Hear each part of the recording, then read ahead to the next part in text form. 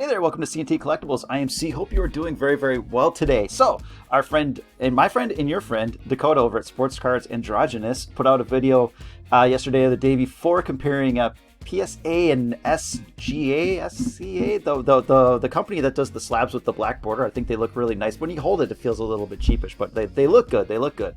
And he was talking about relative performance. Basically, is the PSA outperforming SGC, or is it the other way around?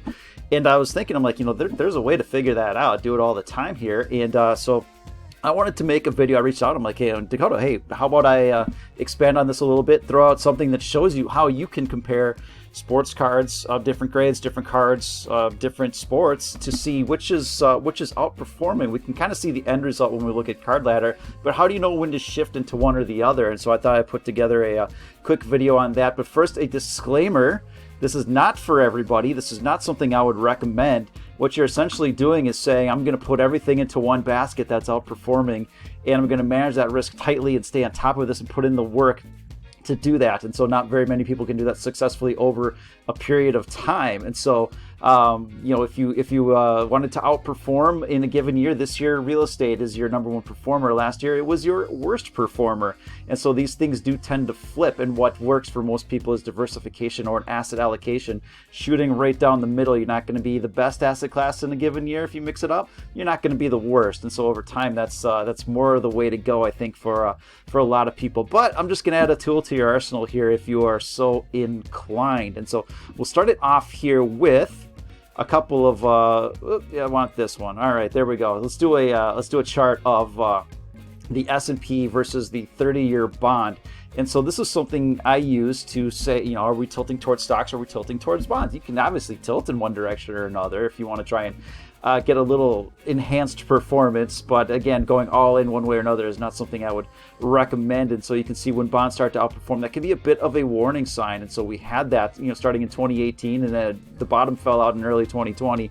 But then it started to recover as it hit an area where performances kind of hit. You've seen this in my charts before. You want things to pull back to kind of an area where there's been a lot of accumulation, and it kind of did that. Was an indication that the bottom might be in. When you started to see stocks outperform, then you kind of tilt back into stocks. And so you can do this on an individual level. Let's say you're looking at an individual security relative to the S&P. You want to add some juice and you want to outperform the S&P. Here's Netflix relative to the S&P. If the line is rising, Netflix is outperforming. It is falling, then it is the second input, which is the S&P, outperforming. And so Netflix has been a steady riser for the better part of a decade here, underperforming this year, but showing some relative outperformance yet again as it mostly consolidated and now showing a little bit of life against the S&P. Not advice at all, but let me show you how this works with sports cards. I apologize if I go too fast. All the information is out there. I use Card Ladder, and I think they do a pretty nice job with some longer term information here. So let's look at Luka versus Juan Soto, or more importantly, Soto versus Luka so you can get the chart right here. And so you can see over the past 6 months here that Luka has outperformed. But if you stretch it back even further, Luka's outperformed last year, but how do we know when to flip from Luka to Soto or basketball to baseball? Because I think these are two pretty good representations of their respective sports here. And you can see that the relative outperformance of Soto versus Luka. So the first name, if it's declining, then that's an underperformer. If it's rising, then Soto will be an outperformer. What we're seeing is underperformance from Juan Soto versus the Luka rookie card here. So that's been pretty steady and starting to flattening out and starting to see a little bit of evenness here relative to the cards here. But until we get more of an upswing or a breakout here, then that's, Luka's been the better bet relative to Juan Soto in this particular case. Once this breaks out, then Soto will be the better bet relative to Luka. So you can kind of see how this works. But if you wanted to compare basketball to baseball or to football or anything like that, pick a couple of the cards that are most representative of that sport, or throw together a basket of those names, and just if you have 4 names, then add up the total price on a given date, divide by 4, and then you can start to do the calculation. I'll show you at the end how that's done. All right, let's move on. And Mike Trout. So we've got Mike Trout. You can do it cross grades or cross grading companies here. Mike Trout, PSA 10 versus Mike Trout, BGS 10. So we have the PSA 10 first in this one versus the 9.5. And you can see that it's been fairly similar. These cards have done mostly the same thing in percentage returns, and you can see that the PSA 10's been a slight outperformer over the past 6 months here.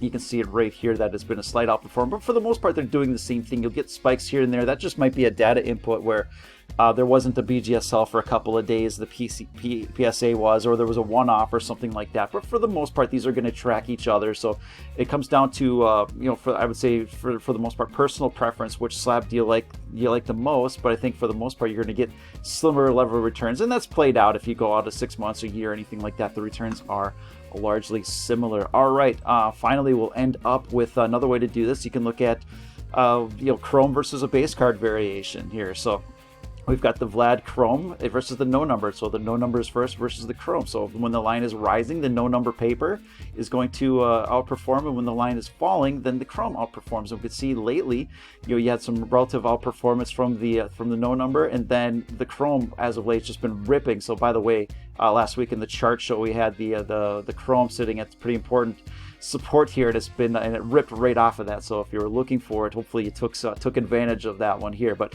mostly over a period of time, they've been kind of flat here. But as of late, the Chrome has been starting to show a little bit of relative outperformance over a longer period of time. Over the last 6 months, the Chrome has wildly outperformed here, and so you can see that from here down to, at this top thing, again, that declining line is going to be the Chrome outperforming. So paper outperforming as of late as the Chrome got ripped, but that may start to change a little bit here. But at the bottom of the range here, maybe that paper just held up a little bit better. It's going to show a little bit of relative outperformance, so it doesn't have to like rocket up or anything like that. It could just hold steady while the other one gets crushed. So that's what I have for you on that one. Let's show you how to do this. I'm just going to quickly pause here. Okay, so we'll look at the Mike Trout in the PSA 10, and all the data you need is right on this page here. View all sales, and you can start pulling out past sales data for that Mike Trout. Okay, you'll just want to simply copy that and then paste it into a spreadsheet, and then go do the same thing with the BGS 9.5. You can go to, you got to make sure you exit out of this one here. I think right at the top of the screen, and then you view all those sales and pull in that data as well. But then you can just paste it into a spreadsheet and compare those two numbers here. Now, where this works the best is when you have sales on the same day or relatively close, and you can dial it back just a bit here. So if you have what I do is when I paste the data in, I'll go ahead and filter out a lot of the similar dates. So if we've got 15 sales on one day and one BGS sale on another day, PSA 10, 15 PSA 10 sales on like one BGS sale, I'll filter out a lot of those PSA 10 sales, so we can try and line it up best we can for a 1-to-1 ratio here. And then we'll take those data points along with the date. So then you simply divide the BGS into the PSA 10, you come up with a ratio.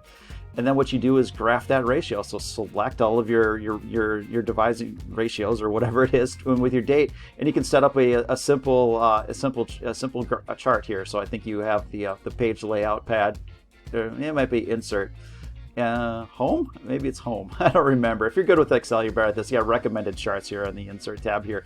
You can chart that. You can graph it. You can see which one is outperforming relative to each other here. So the PSA 10, again, if it's rising, it's outperforming BGS 9.5. If it's falling, then the BGS 9.5 is outperforming. So there's a number of ways. Well, this is really the easiest way, I think, is to do it here. But price relative, I think it's helpful. It really works best when you have two cards that are heavily traded, so they've got a lot of the similar data points. You want to compare those, comparing a card that sells in May and then doesn't sell again till August, while this other one, is selling more consistently, isn't going to give you a lot of information. So it works best with cards that are trading every day with a lot of volume. So, but otherwise, yeah. So you can look at this stuff and see that, hey, over the past year, this card has outperformed. But I think if you do the price relative, you're willing to put in some work, you can see when that change is made, so you know when to make that flip between sports, between grading companies, between different cards. So hopefully that makes a little bit of sense. Sometimes I talk too fast.